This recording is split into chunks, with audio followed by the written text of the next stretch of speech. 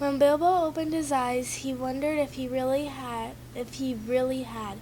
for it was dark as his eyes were shut. No one was anywhere near. He could hear nothing, see nothing, and he could feel nothing except for the stone floor. Very slowly he got up and groped about on all fours until he touched the wall of the tunnel. His head was swimming, and he was far from certain even of the direction he had been going when he had fallen. He guessed as well as he could and crawled along for a good way. Suddenly his hand met what felt like a tiny ring of cold metal lying on the floor of the tunnel. It was a turning point in his life, but he did not know it. He put the ring in his pocket, and almost without a while he drew out his little evil sword, and somehow it comforted him. Go back, no good at all. Go forward, sideways, impossible. Go forward, the only thing we can to do. On we go.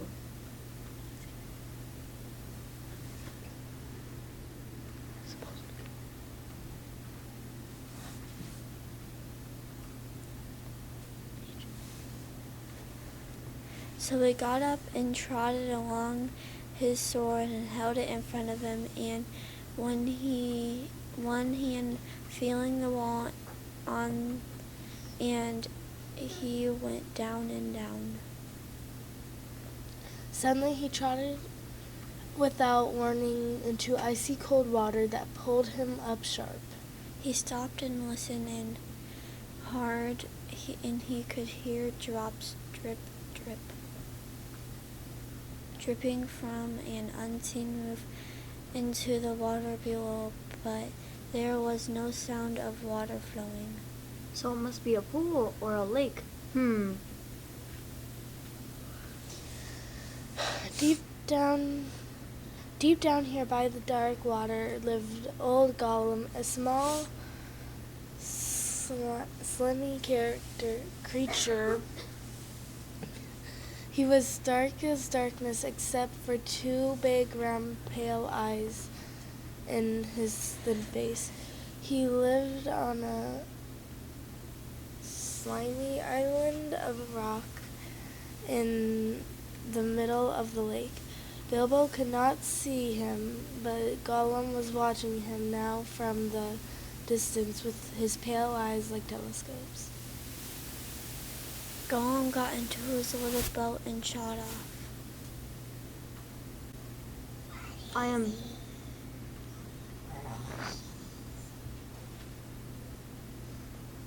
Mr. Bilbo Baggins. I have lost the drawers from the island. He paddled it with his large feet dangling over the side, but never ripple did he make.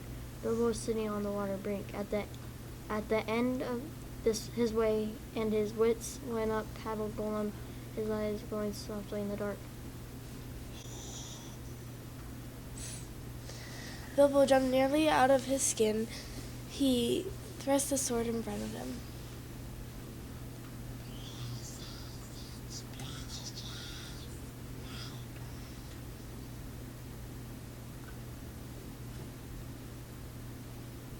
Bilbo, who are you? And the wizard, and I don't know where I am.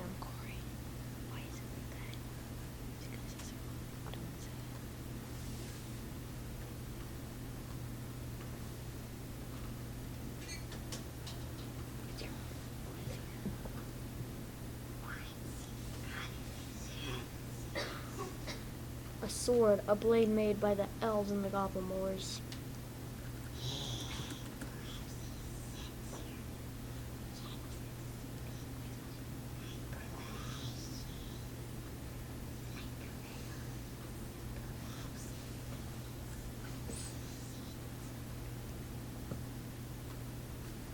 Gollum was anxious to appear friendly until he found out more about the sword and the hobbit.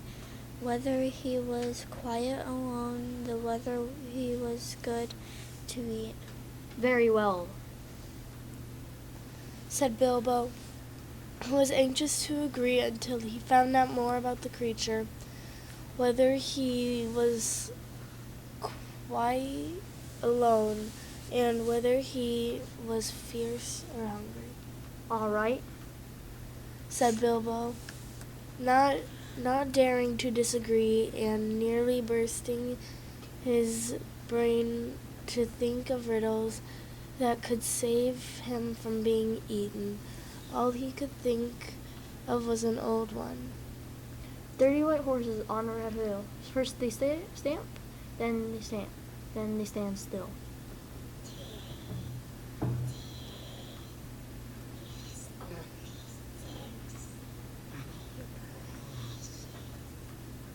Then Gollum asked the second one,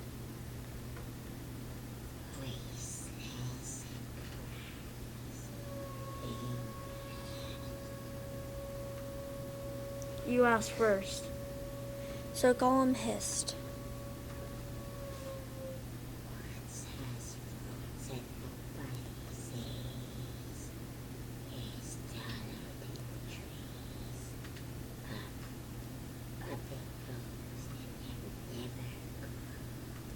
Easy, mountain, I suppose.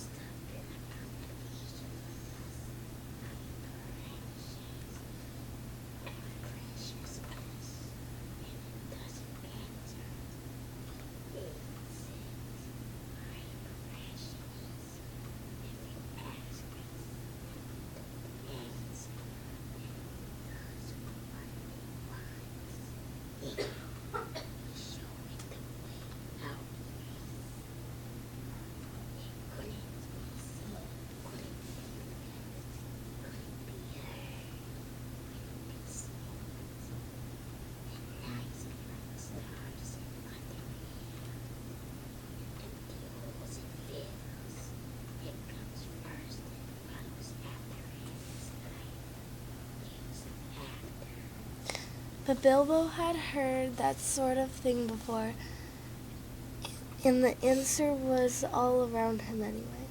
Dark. Bilbo was still trying to think of a really hard one. To gain time, he asked one he thought would be easy. A box without hinges, key, or lid, yet gold and treasure inside hid.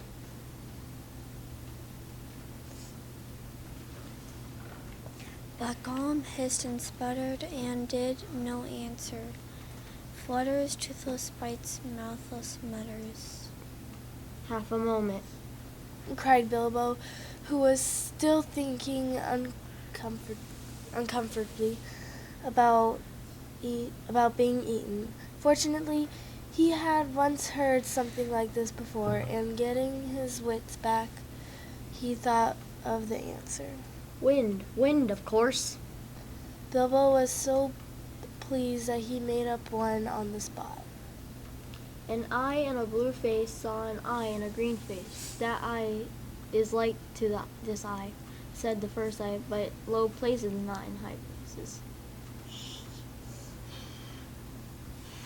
Gollum had been underground a long, long time, and he was forgetting this sort of thing, but just as Bilbo was beginning to hope that the wrench would not able to answer, Gollum brought up memories of ages and ages ago.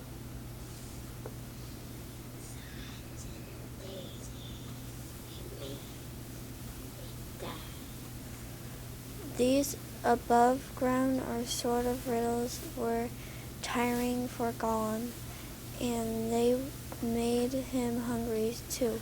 So this time he tried something a bit more difficult and unpleasant.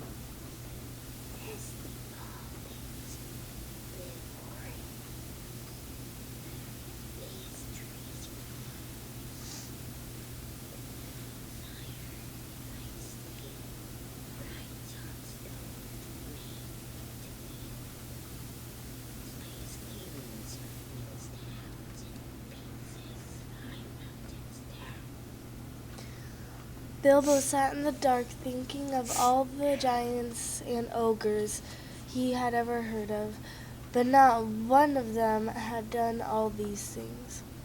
He had a feeling that the answer was quite different and that he ought to know, but he could not think of it. He began to get frightened, and that is bad for thinking. Gollum began to get out of his boat. He flapped into the water and paddled to the bank.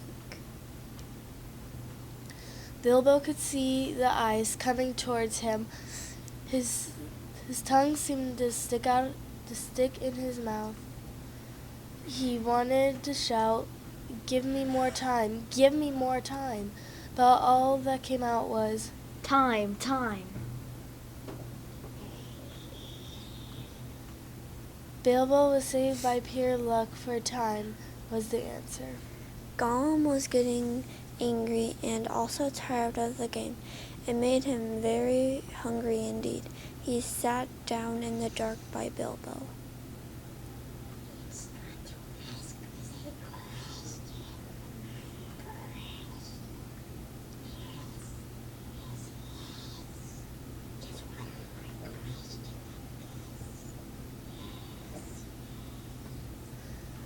But Bilbo simply could not think of any question with that nasty, wet, cold thing sitting next to him, pawing and poking him.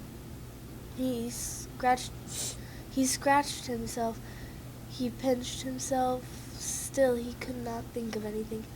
Ask us, ask us.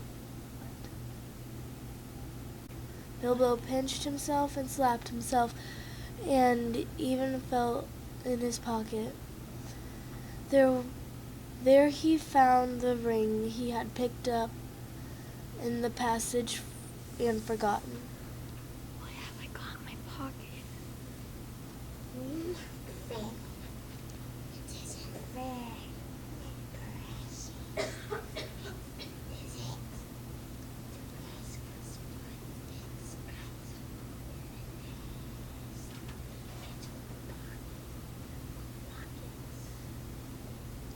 Bilbo had been talking to himself, but Gollum had thought it was a riddle.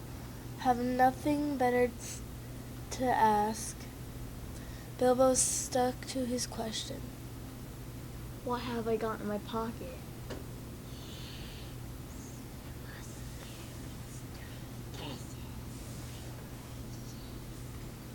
Very well. Very well. Guess away.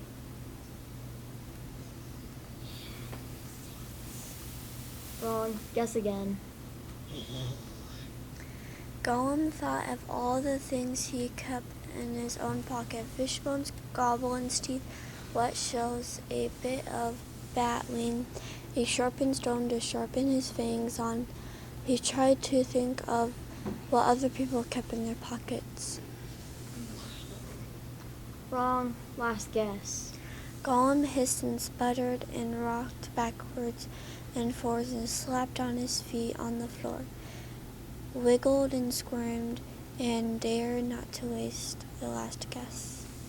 Time's up. String. Nothing. Both wrong. Bilbo jumped at once to his feet and held out his sword. And now you must show the way out. The end.